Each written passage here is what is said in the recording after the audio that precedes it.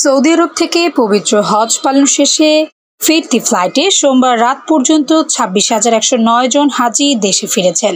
এর মধ্যে সরকারি ব্যবস্থাপনায় 4,095 এবং বেসরকারি ব্যবস্থাপনার 21,514 জন দেশে ফিরেছেন। এ পর্যন্ত বিমান বাংলাদেশ এয়ারলাইন্সের ফ্লাইটে 8,714, সৌদি পতাকাবাহী সাউদি এয়ারলাইন্সের ফ্লাইটে 10,615 এবং ফ্লাইনাস এয়ারলাইন্সের ফ্লাইটে 6,780 জন দেশে ফিরেছেন। মোট 66টি ফিরতি ফ্লাইট পরিচালিত হয়েছে। এখন পর্যন্ত 32 জন বাংলাদেশি সৌদি আরবে মারা গেছেন। এদের মধ্যে 21 জন মক্কায়, 10 জন মদিনায় এবং 1 জন আরাফায় মারা গেছেন। সৌদি আরবের সরকারি হাসপাতালগুলো এ পর্যন্ত 256 জন বাংলাদেশিকে চিকিৎসা সেবা দিয়েছে। এদের মধ্যে এখনো 27 জন চিকিৎসাধীন রয়েছেন।